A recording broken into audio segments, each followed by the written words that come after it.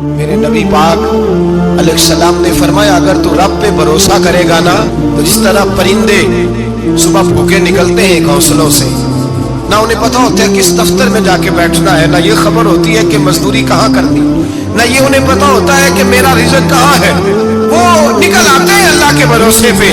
نکلنا تیری ذمہ داری ہے، نکلنا، وہ نکل آتے ہیں اللہ کے بھروسے پہ۔ فرمایا جب نکل آتے ہیں شام کو واپس لوٹتے ہیں تو اللہ انہیں پیٹ بھر کے روزی عطا کرتا ہے۔ بھروسہ ذات خدا پہ، بھروسہ اللہ کی ذات پہ، رب کریم کی ذات پہ۔ بندوں پہ لوگ بھروسہ کرتے ہیں، دنیا داروں پہ، سیاستدانوں پہ، وڈیروں پہ، پھر بھروسے ٹوٹتے ہیں۔ بھروسہ اللہ کی ذات پر، اور جب اللہ کی ذات پہ تیرا بھروسہ ہوتا ہے نا میرے بھائی، ان تنہائیوں میں جن تنہائیوں میں کوئی کام نہیں آتا، ان مجبوریوں میں جن مجبوریوں میں لوگ دامن چھڑا کے نکل جاتے ہیں، جب تیرا بھروسہ اللہ کی ذات پہ ہوتا ہے تو ان بیماریوں میں جن میں میڈیکل رپورٹیں جواب دے جاتی، ڈاکٹر ہتھیار پھینک جاتے ہیں، ان تنہائیوں میں، پریشانیوں اور آزمائشوں میں جو ذات پھر آگے بڑھ کے تیرا دامن تھامتی ہے وہ ذات خدا بندی ہی ہوتی ہے۔ پھر اللہ تبارک و تعالیٰ تیری مدد فرماتا ہے، پھر وہ اس کا کرم تجھے تھام لیتا ہے۔ جب تو بھروسہ، حضرت ابراہیم کے لیے آگ جلائی گئی، 80-100 کسی نے کہا 80,000 فٹ اونچی آگ، دائیں بائیں آگ ہی آگ، اتنی بڑی آگ کہ سمیٹی نہ جائے، پرندہ گزرے تو گر جائے۔ حضرت ابراہیم کو آگ میں ڈالا جانے لگا، کوئی ساتھی نہیں، کوئی پیارا نہیں، کوئی دوست نہیں، کوئی بھائی نہیں، کوئی امتی نہیں، کچھ بھی نہیں، اکیلے منجنیق بنائی گئی، اس منجنیق میں رکھ کے پھینکا جائے گا۔ حضرت ابراہیم کو رکھا گیا، جب منجنیق میں رکھ دیا تو حضرت جبریل حاضر ہوئے، کہنے لگے ابراہیم کوئی ضرورت ہو تو میں حاضر ہوں، ایک پر ماروں گا آگ ساری ان کی طرف کر دوں گا۔ اب فرمانے لگے حاجت تو ہے پر تیرے ساتھ میری کوئی حاجت نہیں۔ وہ بارش کا فرشتہ آیا، کہنے لگا حضور حکم دے تو برسا دوں۔ ہوا کا فرشتہ کہتے ہیں میں اللہ کی طرف سے مامور ہوں، مجھے حکم ملے تو میں ہواؤں کے رخ پھیر دوں نمرود کی جانب، یہ ساری آگ ان پر گر جائے، بارشیں برسا کے سیلاب کر دوں۔ تو حضرت ابراہیم کہنے لگے مجھے کسی کی حاجت ہی نہیں، جیم جان دا کچھ وسا نہیں ہوں، اے جان یار نو دے تے آزاد ہو جا، ایسے دل دہن فساد سارے، دل دل پر نو دے تے شاد ہو جا، جیو رکھے آباد تے رو وسدا، تے جدو کرے برباد برباد ہو جا، او جدو کرے برباد تے پھر برباد ہو جا۔ فرمایا ٹھیک ہو گیا جیسے وہ چاہتا ہے، میں تیار ہوں۔ حضرت جبریل امین عرض کرنے لگے حضور میں آیا ہوں، مجھے حکم دے۔ فرمایا کوئی ضرورت نہیں تیری، آپ جائیے۔ کہنے لگے پھر رب سے دعا ہی کر لے۔ تو حضرت ابراہیم کی آنکھوں میں 2 آنسوں کے قطرے چمکے، فرمانے لگے رب کو نہیں پتا اس کا خلیل کس حال میں ہے، وہ نہیں جانتا میرا مالک ہے، میرا رب ہے، میری پیشانی اس کے سجدے کی لذت سے آشنا ہے، میں صرف اس کی بارگاہ میں جھکتا ہوں۔ جب مالک وہ ہے، رازق وہ ہے، پیدا کرنے والا وہ ہے، دینے والا وہ ہے، سننے والا وہ ہے، تو پھر مجھے پڑھ کر سنانے کی حاجت نہیں۔ جبریل آپ جائیے، میرا بھروسہ اللہ کی ذات پہ ہے، میں جانوں اور میرا خدا جانے، بیچ میں کوئی نہیں آئے گا۔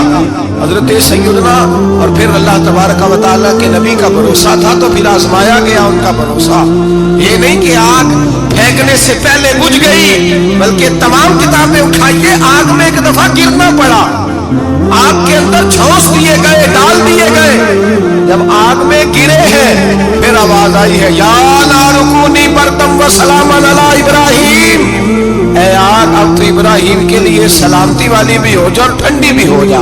تو رب تعالیٰ فرماتا ہے تو مجھ پر بھروسہ کر، میری ذات پر تیرا توکل ہونا چاہیے۔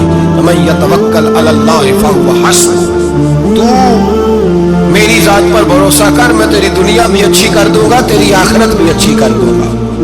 توحید باری تعالیٰ کا مطلب یہ ہے کہ اپنے آپ کو اپنے رب کے حوالے کر دیں، اپنے آپ کو اپنے، توحید کا مطلب یہ ہے کہ اپنے آپ کو اپنے رب کے بس اس کے حوالے کر دیں، وہ جس طرح چاہے اس طرح کرے، جو ہمارے لیے فیصلہ کر دے اس پہ سر تسلیم خم ہے، جو مزاج یار میں آئے اس پر دیکھیں نا، حضرت ابو بکر، جناب عمر، عثمان غنی، مولا علی، یہ خلفاء بنے.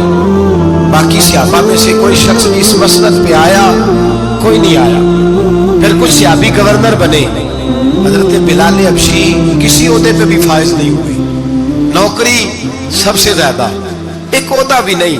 لیکن تاریخ میں کوئی کمزور حوالہ بھی نہیں کہ کبھی حضرت بلال نے کہا ہو کہ میں بڑا پریشان ہوں، کچھ بھی نہیں، جائیداد نہیں، یار بنا کچھ نہیں، گھر کوئی نہیں، کچھ چلو مکان بن جاتے، 2 دکانوں کا کرایہ ہی آنے لگتا. کوئی بات نہیں فرمائی، زندگی کو مطمئن گزارا. وہ حضرت بلال کہنے لگے جو میرا مقام ہے وہ تو کسی اور کا ہے ہی نہیں، وہ تو کسی اور کا ہے ہی نہیں. صحابی جہاں بھی تھے وہ کہتے تھے حوالے کر دیا اپنے آپ کو اپنے رب کے. حضرت فاطمہ بنت قیس ایک صحابیہ تھی، ان کے خامند کا وصال ہو گیا.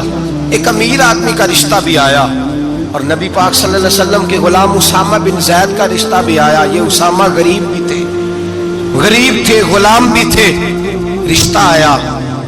اب انہوں نے حضور کی رضا دریافت کی تو نبی پاک کا جھکاؤ غلام اسامہ کی جانب تھا. اب ان کے سارے گھر والے کہنے لگے حضور کا اگر تم سمجھتی بھی ہو تو مشورہ ہے، چاہت ہے، حکم تو نہیں نا. ہر آدمی کو اجازت ہے، مرضی سے نکاح کر سکتا ہے، تو آپ امیر آدمی سے رشتہ کریں جو آپ کو خوش رکھے. حضرت فاطمہ بنت قیس کہنے لگی ماں باپ سے آپ میری فکر نہ کریں، مجھے میرے نبی کے حوالے کریں، اللہ مجھے کبھی ضائع نہیں کرے گا. میرے بھائی اپنے آپ کو رب رسول کے حوالے کرو. ہم لوگوں نے اپنے آپ کو اپنی سوچ کے حوالے کیا، نفسیاتی مریض بن گئے ہم لوگ. پریشانی ہے کہ ختم نہیں ہوتی، دقت ہے کہ ختم نہیں ہوتی، مفت کی آوازاری ہے. ہر وقت لوگ ڈپریشن اور ٹینشن کا شکار ہے. بھائی اپنے آپ کو اپنے رب کے سپرد کرو. یہاں تو کوئی کسی چودھری کو کہہ دے کہ بھائی جس طرح کا تیرا دل کرتا ہے میں تیرا اس طرح کر لے، تو وہ انسان کا نقصان نہیں کرتا. کہتا ہے وہ تو میرے پلڑے میں ہی آ کے بیٹھ گیا ہے تو کیسے نقصان کروں. اگر رب کریم کو کہہ دو گا کہ یا اللہ تیرے ہیں، جس طرح تو بہتر سمجھے ہمارے ساتھ سلوک کر، اس کی بارگاہ کی طرف جھک جاؤ، اس کی جانب توجہ کر جاؤ، اللہ تبارک و تعالیٰ کے ہو جاؤ. جائیں اللہ تبارک و تعالیٰ کی بارگاہ میں. لوگ اتنے چکر دفتروں کے لگاتے ہیں، اگر اتنے نفل پڑھیں تو اللہ تبارک و تعالیٰ جلدی آسانیاں فرما دے.